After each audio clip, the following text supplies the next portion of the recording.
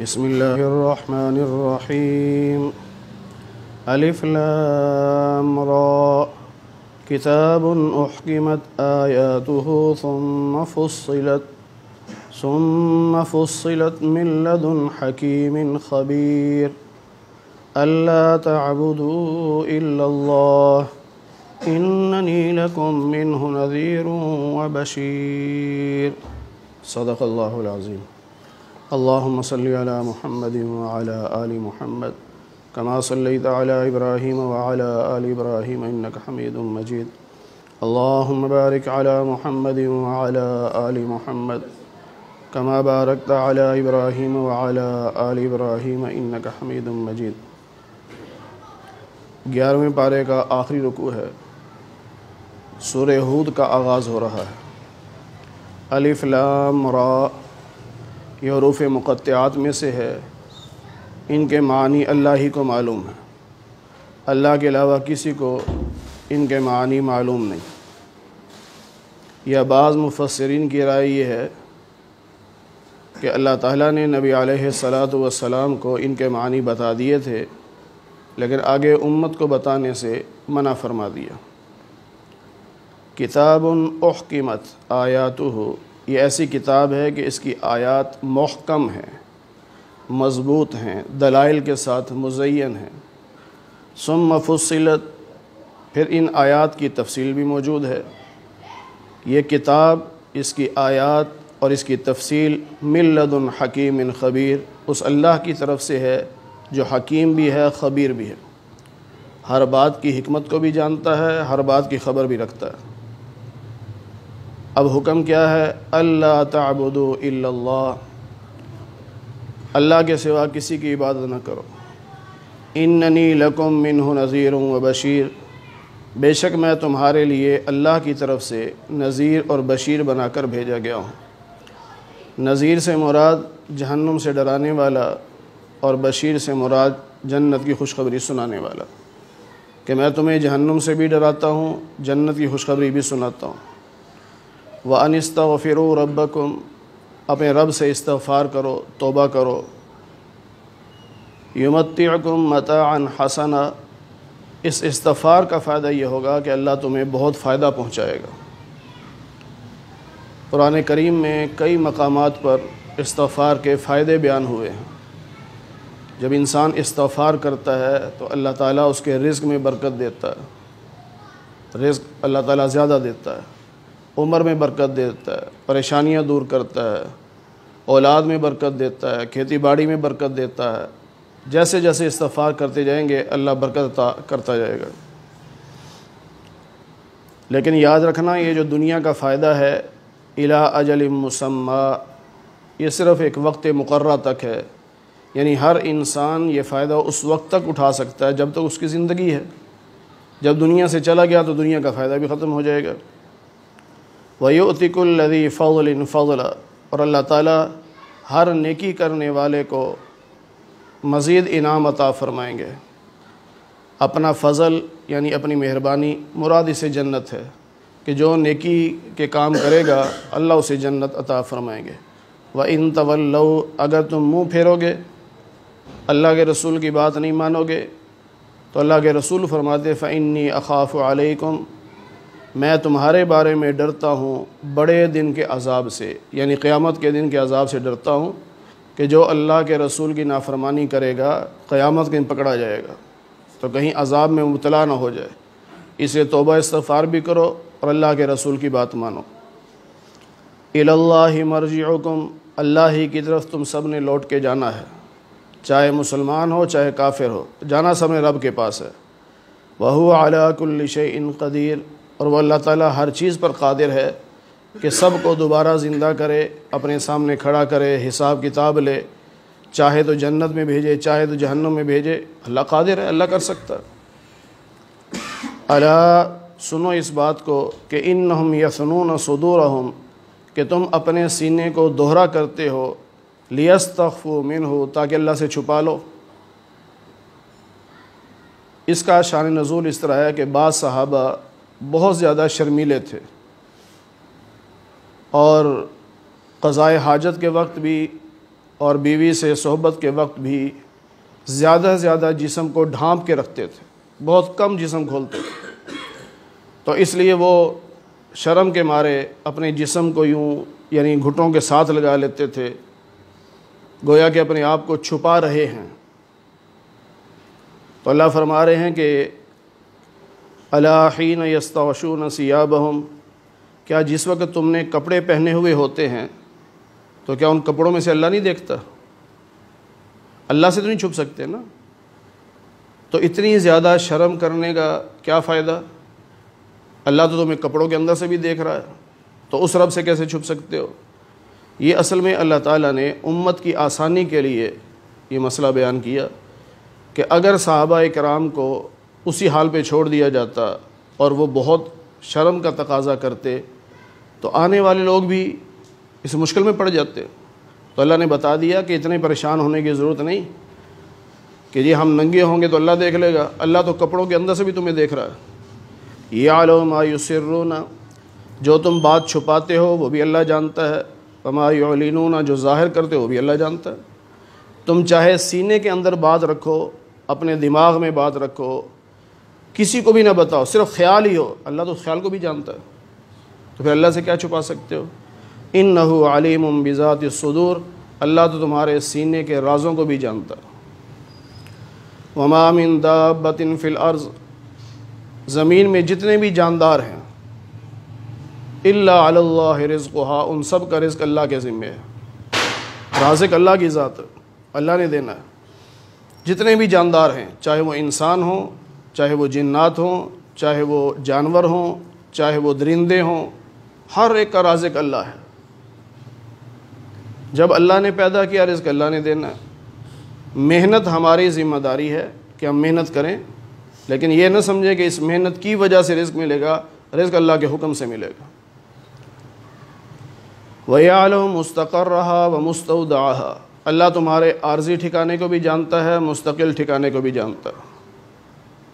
رزق کے حوالے سے زیادہ قریب بات سمجھنے کی یہ ہے کہ تمہارا جو اصلی گھر ہے جہاں تم رہتے ہو، اللہ اس کو بھی جانتا ہے۔ اگر تم مہمان بن کے کہیں گئے ہو تو یہ نہ سمجھنا مہمان بن کے گیا ہوں تو اللہ کو پتہ نہیں چلے گا میں کہاں ہوں۔ جہاں بھی تم کسی بھی شہر میں چلے جاؤ، تمہارا رزق اللہ تم سے پہلے وہاں پہنچا دیتا، رازق تو اللہ ہے۔ پھر مستقر اور مستودع، اس پہ علماء نے بڑی بحثیں کی ہیں کہ مستقل ٹھکانہ کون سا ہے، عارضی ٹھکانہ کون سا ہے، اور پھر آخر میں فیصلہ یہ کیا کہ قیامت سے پہلے پہلے جتنے بھی ٹھکانے ہیں سب عارضی ہیں۔ باپ کی کمر میں پانی ہوتا ہے نا، ایک ٹھکانہ ہے، پھر ماں کے رحم میں جاتا ہے وہ بھی ایک ٹھکانہ ہے، پھر دنیا میں آتا ہے یہ بھی ٹھکانہ ہے، پھر قبر میں جاتا ہے یہ بھی ٹھکانہ ہے، پھر قبر سے اٹھے گا یہ بھی ٹھکانہ ہے۔ لیکن قیامت سے پہلے جتنے ٹھکانے سب عارضی ہیں، قیامت کے بعد کا جو ٹھکانہ ہے جنت ہے یا جہنم ہے وہ مستقل ٹھکانہ ہے۔ سیدنا موسیٰ علیہ السلام جب مدین سے واپس آ رہے تھے، اللہ نے حکم دیا کہ آپ جائیے، تو مصر آ رہے تھے اپنی بہن کو، اپنے بھائی کو، اپنی والدہ کو ملنے کے لیے۔ کافی عرصہ گزر گیا تھا، تقریباً 10 سال کا عرصہ گزر چکا تھا، ملاقات نہیں تھی۔ تو اندھیری رات تھی، راستہ بھول گئے، تو اچانک دور سے ایک روشنی نظر آئی، تو اہلیہ سے فرمایا کہ یہاں بیٹھو میں وہاں جاتا ہوں، ہو سکتا ہے وہاں سے آگ مل جائے تو رات گزار لیں، صبح چلے جائیں، اور یا وہاں کوئی بندہ ہو ہمیں راستہ بتا دے، ہم راتوں رات ہی نکل جائیں۔ لیکن وہاں پہنچے تو وہ آگ نہیں تھی، وہ تو اللہ کے نور کی تجلی تھی۔ اس کے قریب پہنچے تو اللہ نے کہا موسیٰ فخلع علیک، جوتے اتار دو، انک بالوادی المقدس طویٰ، آپ بڑی پاکیزہ بستی میدان میں آئے، اتار دو جوتے، اتار دیے۔ پھر اللہ نے سوال جواب کیے جو 16ویں پارے میں ہے کہ آپ کے ہاتھ میں کیا ہے؟ ان کا جی عصا ہے۔ کیا کرتے ہو؟ اس سے پتے جھاڑتا ہوں، کبھی ٹیک لگا لیتا ہوں، اور بھی کئی فائدے ہیں۔ فرمایا اس کو زمین پہ پھینکو، جب پھینکا تو وہ سانپ بن گیا، آپ گھبرا گئے۔ فرمایا نہیں گھبراؤ نہیں، اس کو جب پکڑو گے یہ عصا ڈنڈا بن جائے گا، اور جب اس کو پھینکو گے یہ سانپ بن جائے گا۔ یہ معجزہ دیا ہے آپ کو، اپنا ہاتھ بغل میں ڈالو، یوں ڈالا نکالو تو سورج کی طرح چمک رہا تھا۔ ہمارے 2 معجزات دیے ہیں، اب آپ رسول ہیں ہمارے، آپ جائیے سیدھے فرعون کے پاس جائیں، اس کو دعوت دیں۔ اب موسیٰ علیہ السلام کے ذہن میں آیا کہ اہلیہ میری ادھر بیٹھی ہے، حکم ہی ہے کہ سیدھے چلے جاؤ، اس کا کیا بنے گا؟ اللہ تعالیٰ نے فرمایا کہ موسیٰ آپ کے سامنے پتھر پڑا ہے، اس پہ عصا ماریے۔ ایک گول پتھر تھا، اس پہ جب ڈنڈا مارا تو وہ ٹوٹ گیا، اندر سے ایک اور پتھر نکل آیا، اس پہ ڈنڈا مارا وہ بھی ٹوٹ گیا، تیسرا پتھر اندر سے نکل آیا۔ فرمایا اس پہ بھی مارو۔ جب اس پہ مارا تو کیا دیکھتے ہیں کہ جب وہ ٹوٹتا ہے اندر ایک کیڑا ہے اور اس کے منہ میں سبز پتا ہے۔ اللہ نے بتا دیا کہ موسیٰ آپ پریشان ہو رہے ہو کہ بیوی کے رزق کا کیا بنے گا، رازق تو ہم ہیں، ہم تو 3 پتھروں کے اندر بھی پتے دے سکتے ہیں، سبز تازہ رزق دے سکتے ہیں، تو کیا انسانوں کو رزق نہیں دیں گے؟ پھر ایک واقعہ ہوا، قبیلہ اشعریین کے کچھ لوگ مدینہ منورہ آئے، تو ابھی مدینہ سے باہر ہی تھے، سامان ختم ہو گیا، تو انہوں نے کہا جی اب شام کا وقت ہے، کھانے کچھ ہے نہیں، اب کیا کریں گے؟ مشورہ ہوا کہ نبی علیہ السلام کے پاس کسی کو بھیجا جائے۔ ایک آدمی کی تشکیل ہو گئی کہ آپ جاؤ بھائی نبی علیہ السلام سے کچھ کھانا مانگ کے لے آؤ۔ وہ وہاں پہنچے تو کیا دیکھتے ہیں کہ نبی علیہ السلام کی آواز گھر سے باہر آ رہی ہے، آپ یہ آیت پڑھ رہے ہیں، وَمَا مِن دَابَّةٍ فِي الْأَرْضِ إِلَّا عَلَى اللَّهِ رِزْقُهَا، ہر جاندار کا رزق اللہ کے ذمے ہے۔ تو وہ کہنے لگے جب رزق اللہ کے ذمے ہے تو پھر میں یہاں مانگنے کیوں آیا ہوں، اللہ خود بھیج دے گا۔ وہیں سے واپس چلے گئے، نبی سے ملے نہیں۔ اب ساتھیوں نے کہا بھی ہوگی بات، ان کا جی ہوگی، آ رہا ہے رزق۔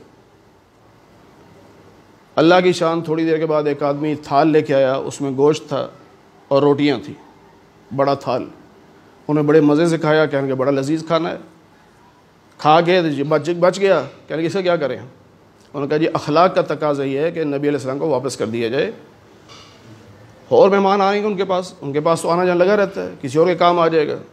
اب ایک کو بھیجا کہ واپس کر کے آؤ، وہ آیا، دروازے پہ دستک دی، نبی علیہ السلام ملے، ہاں جی یا رسول اللہ آپ نے کھانا بھیجا تھا، یہ بچ گیا، واپس لے لیں۔ میں نے تو نہیں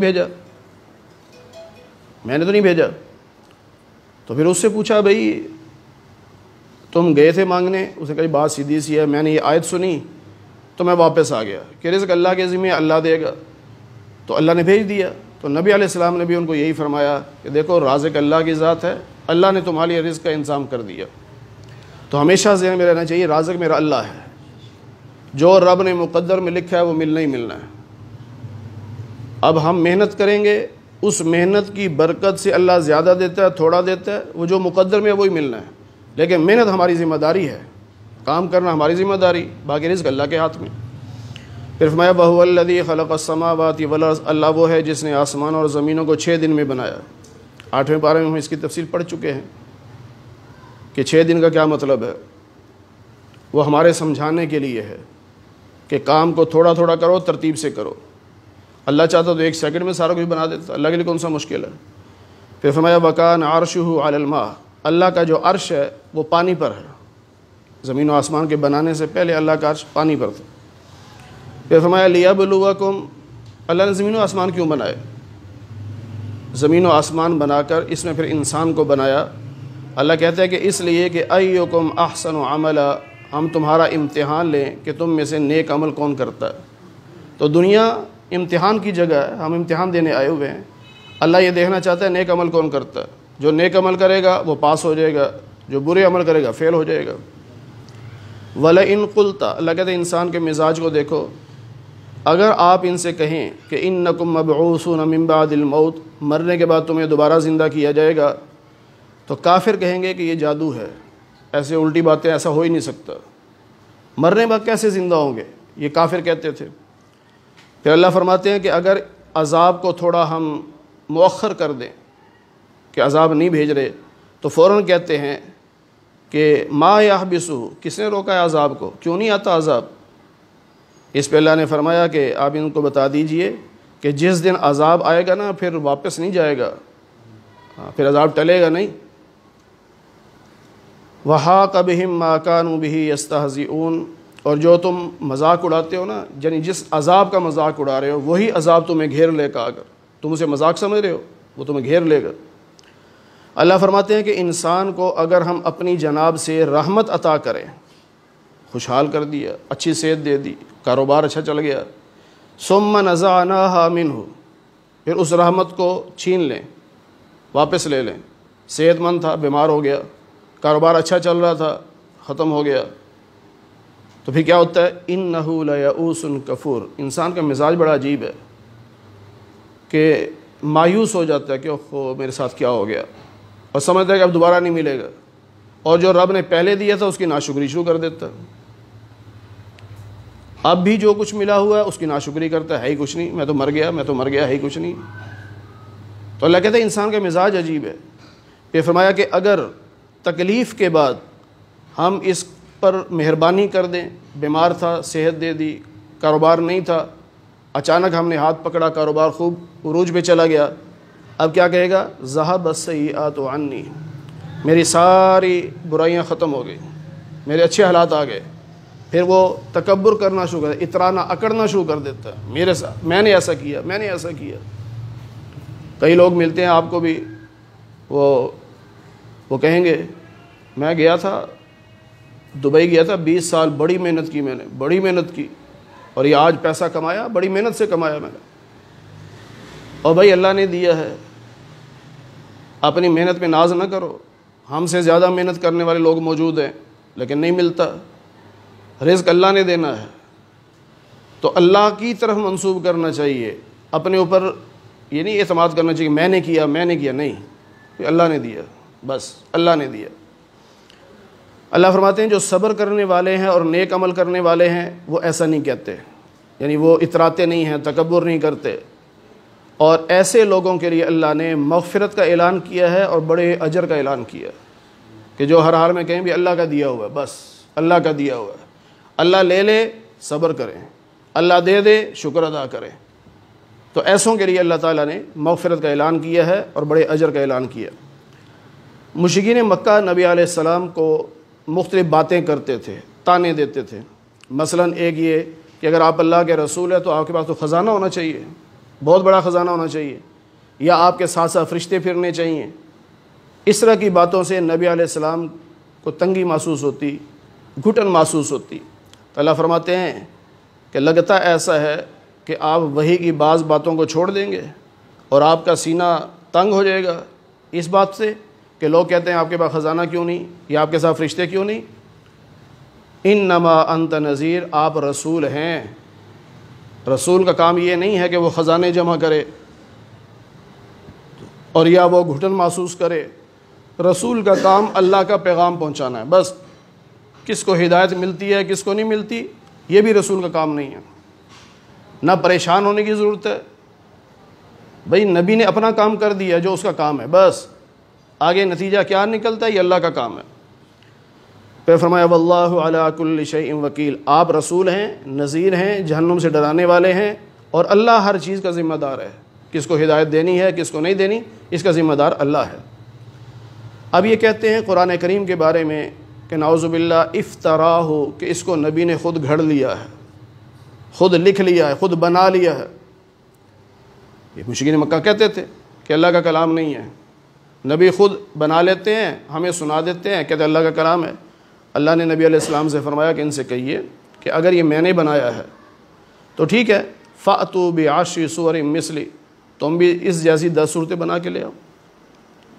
یہاں 10 صورتوں کا فرمایا، اور پہلے پارے میں ہے کہ ایک صورت ہی بنا کے دکھا دو اس قرآن جیسی، اور تم اللہ کے علاوہ جس کو جمع کرنا چاہو سب کو جمع کر لو، یعنی سارے انسان جمع ہو جائیں، تمہارے سارے بت جمع ہو جائیں، سارے جن جمع ہو جائیں، اس قرآن جیسی ایک صورت یہاں ہے کہ 10 صورتیں بنا کر لے آؤ۔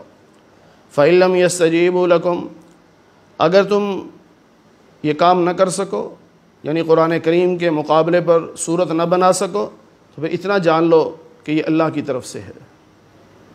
اگر انسان کی طرف سے ہوتا تو انسان کا مقابلہ انسان کرتا ہے نا، اگر تم مقابلے پر نہیں آ سکتے، نہیں کر سکتے، تو مان لو کہ کسی انسان کا کلام نہیں ہے، یہ اللہ کا کلام ہے، اور اللہ اکیلا ہے، اس کے سوا کوئی معبود نہیں۔ فَهَلْ أَنْتُمْ مُسْلِمُونَ، کیا تم فرما بردار بنتے ہو کہ نہیں، اللہ کی فرما برداری کرتے ہو کہ نہیں، یعنی مانو اس بات کو۔ مَنْ كَانَ يُرِيدُ الْحَيَاةَ الدُّنْيَا وَزِينَتَهَا، جو شخص دنیا کی زندگی چاہتا ہے، دنیا کی خوبصورتی چاہتا ہے، نُوَفِّي إِلَيْهِمْ أَعْمَالَهُمْ، ہم اس کو دے دیں گے دنیا میں ہی، اس کے اعمال کا بدلہ دنیا ہی میں دے دیں گے۔ وَهُمْ فِيهَا لَا يُبْخَسُونَ، اور اس کو کوئی نقصان بھی نہیں دیں گے ہم، یعنی ہم چاہیں تو جو اس کا حق بنتا ہے اس سے بھی زیادہ دنیا میں دے دیں، لیکن لَيْسَ لَهُمْ فِي الْآخِرَةِ إِلَّا النَّارُ، آخرت میں پھر کچھ نہیں ملے گا، وہاں تو جہنم ہی جہنم ہے پھر۔ یعنی جو بھی کوئی نیک عمل اس نیت سے کرتا ہے کہ اس کا فائدہ دنیا میں ہو، لوگ میری تعریف کریں، لوگ سمجھیں میں بڑا نیک ہوں، بڑا اچھا ہوں، اس نیت سے اگر کر رہا ہے تو اللہ کہتے ہیں ہو سکتا ہے ہم دنیا میں اس کی عزت بڑھا دیں، شہرت دے دیں، لیکن آخرت میں کچھ نہیں ملے گا پھر۔ اس لیے جو اللہ کی رضا کے لیے کام کرتا ہے کہ مجھے دنیا نہیں چاہیے، آخرت چاہیے، اللہ راضی ہو جائے، آخرت میں اللہ ہمیں جنت دے دے، اس نیت سے کام کرے، اللہ وہ بھی دے دیتے ہیں، اللہ یہ بھی دے دیتے ہیں۔ اس لیے تو حکم ہے نا کہ دعا یہ مانگا کرو، ربنا آتنا فی الدنیا حسنہ وفی الآخرۃ حسنہ، اللہ دنیا بھی اچھی کر دے، آخرت بھی اچھی کر دے، دونوں مانگ لو اللہ سے۔ لیکن صرف دنیا مانگنا، آخرت کو بھول جانا، یہ ٹھیک نہیں ہے۔ پھر اللہ فرماتے ہیں کہ وَحَبِطَ مَا صَنَعُوا فِيهَا، اور دنیا میں جو کچھ عمل انہوں نے کیے تھے سب برباد ہو جائیں گے، وہ باطل ہیں۔ کیوں؟ عمل کی قبولیت کے لیے پہلی شرط ایمان ہے۔ اگر کافر ہے کوئی عمل قبول نہیں، مسلمان ہے، نیک عمل کر رہا ہے، لیکن نیت دنیا کی ہے، دکھلاوے کی نیت ہے، اب بھی عمل قبول نہیں ہے۔ کافر ہو تو عمل قبول نہیں، مومن ہو لیکن نیت دنیا کی ہے، آخرت کی نہیں ہے، اللہ کو راضی نہیں کرنا چاہتا، دنیا والوں کو دکھلانا چاہتا ہے، تو تب بھی عمل برباد ہے، قبول نہیں۔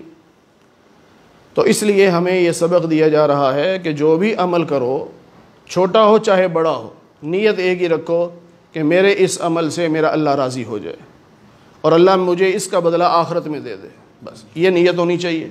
پھر اللہ تعالیٰ بہت مہربان ہے، آخرت کی بھی نعمتیں بھی دے دیتا ہے، دنیا بھی اچھی کر دیتا ہے۔ آپ دیکھ رہے ہیں کتنے اللہ کے ولی ہیں، پہلی زندگی ان کی دیکھو بڑی مشکلات سے گزرتی ہے، بہت مشکل زندگی ہوتی ہے ان کی، جوں جوں وہ بڑھاپے کی طرف جا رہے ہوتے ہیں ان کی جنت بنتی جا رہی ہوتی ہے، پھر اللہ تعالیٰ آخری عمر میں دنیا بھی بناتے ہیں، لوگ تحفے طائف لے کے جاتے ہیں، ہدیے لے کے جاتے ہیں، پتہ نہیں کیا کچھ لے کے جاتے ہیں۔ پہلے اللہ جنت بناتا ہے، جب اس بندے کی جنت بن جائے پھر اللہ دنیا بھی بنا دیتا ہے، اور جس سے اللہ ناراض ہوتا ہے پہلے اس کی آخرت خراب کرتا ہے، پھر دنیا بھی خراب کر دیتا ہے۔ ہم سمجھتے ہیں دنیا میں تو بڑی عیشی کر رہا ہے، کھا پی رہا ہے، اللہ کیسے ناراض ہے اس سے؟ بھائی پہلے اللہ اس کی آخرت برباد کر رہا ہے، پھر دنیا بھی برباد ہو جاتی ہے۔ اس لیے آسان سا کام ہے، ایمان ہونا چاہیے اور ہر عمل میں اللہ کی رضا مقصود ہونی چاہیے۔ اللہ تعالیٰ ہمیں قرآن کریم کی صحیح سمجھ نصیب فرمائے۔ الحمدللہ رب العالمین والعاقبۃ للمتقین والصلاۃ والسلام علی سید الانبیاء والمرسلین وعلی آلہ واصحابہ اجمعین۔ اے اللہ ہم سب کے صغیرہ کبیرہ گناہوں کو معاف فرما۔ اے اللہ درس قرآن کو اپنی بارگاہ میں قبول فرما، بیماروں کو صحت کاملہ نصیب فرما، خصوصاً ہمارے بھائی آفتاب کی والدہ بیمار ہیں، خصوصی دعا فرمائے اللہ صحت کاملہ نصیب فرما۔ اے اللہ جتنے مسلمان بے روزگار ہیں سب کو حلال رزق نصیب فرما۔ اے اللہ جتنے مسلمان دنیا سے جا چکے سب کی مغفرت فرما دے۔ اے اللہ سب کو جنت الفردوس میں اعلیٰ مقام نصیب فرما دے۔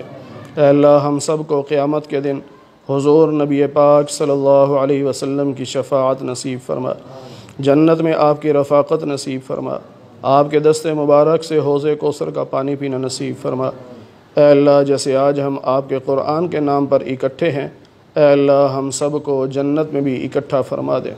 اے اللہ محض اپنے فضل و کرم سے حضور نبی پاک صلی اللہ علیہ وسلم کے صدقے سے ہماری دعاؤں کو قبول فرما لے۔